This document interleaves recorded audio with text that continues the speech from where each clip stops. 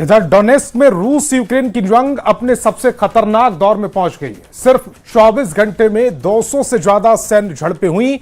दोनों देशों की सेनाओं ने एक दूसरे के मिलिट्री ठिकानों के साथ साथ ऊर्जा ठिकानों पर भी हमला किया है। जेलेंस्की ने तो दावा किया है कि रूस के अंदर तक हमला करने के लिए उन्होंने 3000 की रेंज वाली क्रूज मिसाइल का इस्तेमाल किया।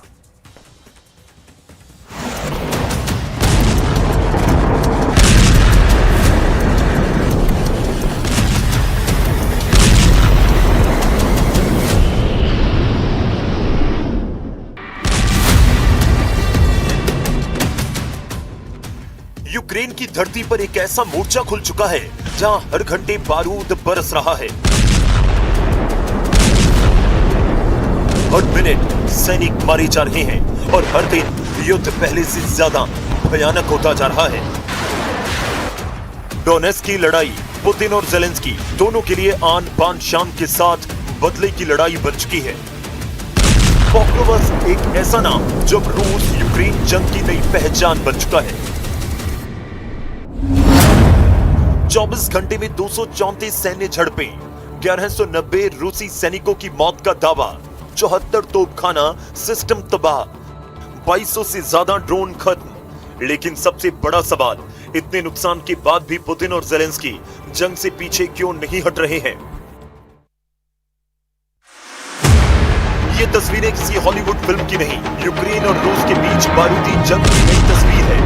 रूस और यूक्रेन ने एक दूसरे के हथियार गोदाम, ऊर्जा ठिकाने और मिलिट्री टारगेट पर ताबड़तोड़ हमले किए। डोनेस्क के पॉक्रोवस्क में रूस और यूक्रेन की सेनाएं एक दूसरे को मिटाने की जंग लड़ रही हैं। रूसी रक्षा मंत्रालय की रिपोर्ट के मुताबिक 24 घंटे में रूस की सेना ने यूक्रेनी सेना के गोला बारूद और ईंधन डिपो के साथ साथ ट्रांसपोर्ट और एनर्जी इंफ्रास्ट्रक्चर पर हमले किए। रूस की सेना ने 142 इलाकों में यूक्रेन की सैन्य टुकड़ियों पर हमले किए, जिसका जवाब यूक्रेन ने अमेरिका में बने हाइमार्स रॉकेट सिस्टम से दिया और दावा कि यूक्रेन ने रूस के 500 से ज्यादा ड्रोन हमलों को नाकाम कर दिया। Уявимо собі, що завтра ми сказали припинення вогню. Що буде робити Росія, ми прекрасно розуміємо. Якщо не буде у нас гарантерів, моніторингу, припинення вогню, Росія буде користуватись тим, що кілзона вже не кілзона, бо є припинення вогню і підійдуть на 20 кілометрів. На деяких частинах України це великий ризик. जिस वक्त रूस का हमला ऑन था, उसी वक्त रूस की सेना के जनरल स्टाफ ने भी रूस को बड़े नुकसान का दावा किया। रिपोर्ट के मुताबिक यूक्रेन की सेना ने रूस की सेना के कई सैन्य ठिकानों पर हमले किए। यूक्रेन की सेना के निशाने पर रूस के गोला बारूद डिपो, कई कमांड पोस्ट और एक लॉजिस्टिक हब थे।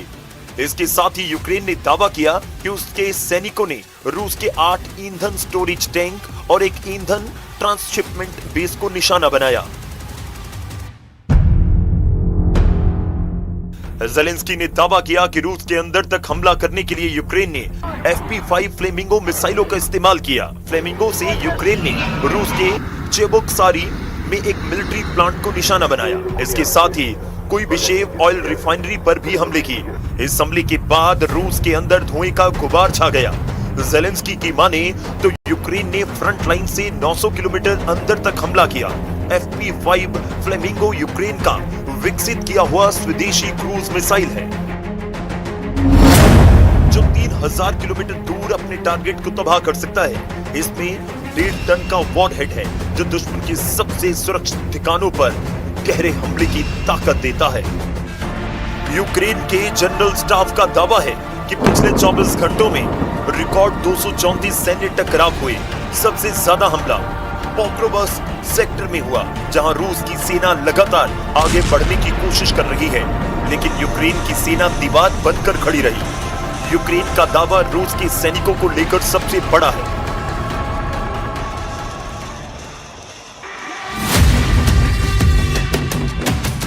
तो क्या यूक्रेन की सेना ने केवल 24 घंटे में रूस की सेना के 1190 सैनिकों को या तो मार दिया या हमले में वो घायल हो गए? क्या यूक्रेन का हमला इतना भयानक था कि रूस के 74 आर्टिलरी सिस्टम तबाह हो गए, 3 टैंक और 7 बख्तरबंद गाड़ियां कबाड़ हो गईं। यानी केवल 24 घंटे में करीब $331 मिलियन का झटका यूक्रेन ने रूस को दे दिया। अगर रूस इतना नुकसान झेल रहा है तो फिर पुतिन की सेना आगे क्यों बढ़ रही है? आखिर क्रेमलिन की वॉर स्ट्रेटजी क्या है? क्या रूस की रणनीति अब बिजली की रफ्तार से जीतने की नहीं बल्कि धीरे धीरे दुश्मन को थकाकर गिराने की है?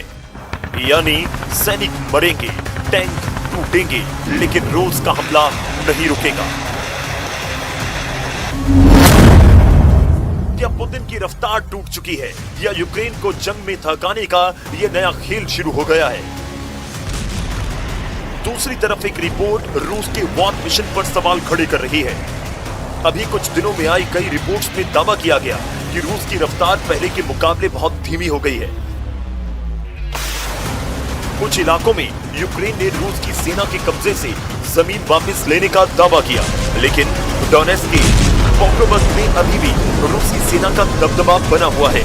तो सवाल सिर्फ यह है कि अब जंग जीत कौन रहा है? क्या पुतिन अपने सैनिकों की कीमत पर युद्ध को लंबा खींच रहे हैं?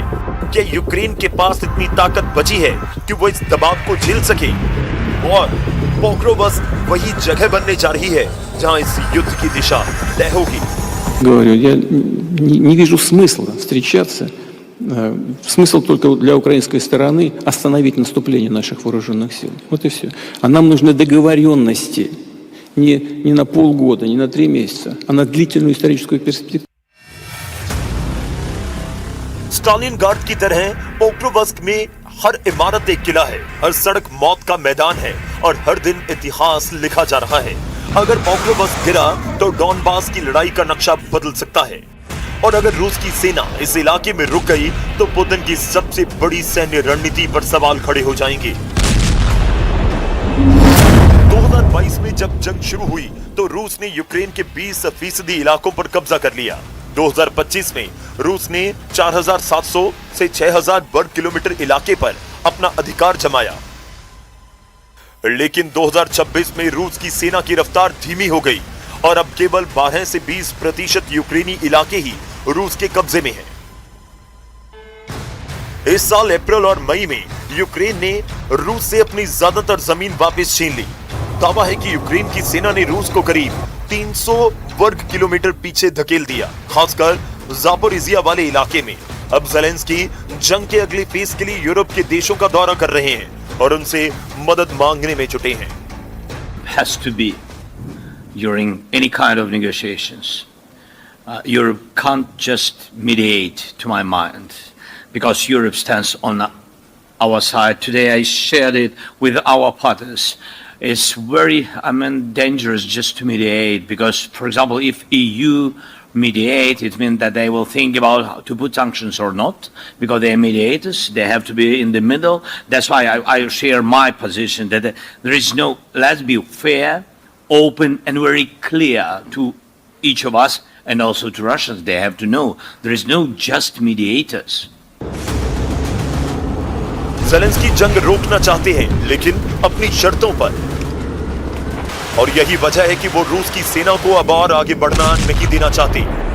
तो दूसरी तरफ पुतिन अपनी शर्तों पर सीज फायर चाहते हैं और यही वजह है कि उन्होंने ज़ेलेंस्की की बातचीत तक के प्रस्ताव को ठुकरा दिया। क्या जंग का तीसरा चरण शुरू होने वाला है? क्या रूस और यूक्रेन अब लंबी लड़ाई की तैयारी में है? लेकिन अब सवाल केवल पोक्रोवस्क का नहीं है। सवाल है कि क्या रूस और यूक्रेन दोनों ने लंबी जंग के लिए खुद को तैयार कर लिया है? एक तरफ रूस की फैक्ट्रियां 24 घंटे मिसाइल, ड्रोन और गोला बारूद बनाने में जुटी हैं, तो दूसरी तरफ यूक्रेन यूरोप से नई एयर डिफेंस सिस्टम, मिसाइल और आर्थिक मदद जुटाने में लगा हुआ है। यानी अब लड़ाई केवल मोर्चे पर नहीं बल्कि हथियारों के उत्पादन और विदेशी समर्थन की भी बन चुकी है।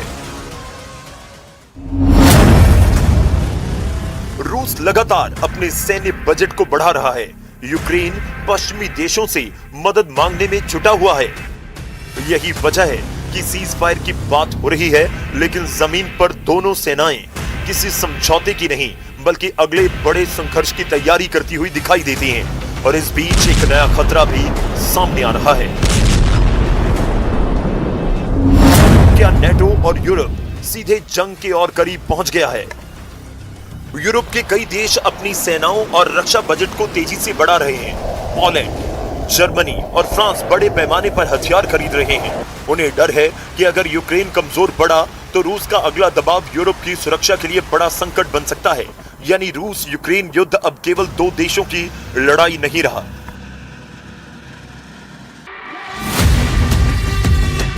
बल्कि यूरोप की सुरक्षा व्यवस्था की सबसे बड़ी परीक्षा बन चुका है।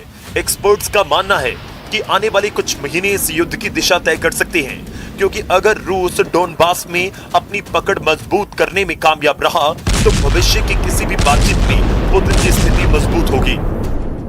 लेकिन अगर यूक्रेन रूसी सेना की रफ्तार को रोकने में कामयाब रहा तो ज़ेलेंस्की कूटनीतिक और सैन्य दोनों मोर्चों पर बड़ी बढ़त हासिल कर सकते हैं।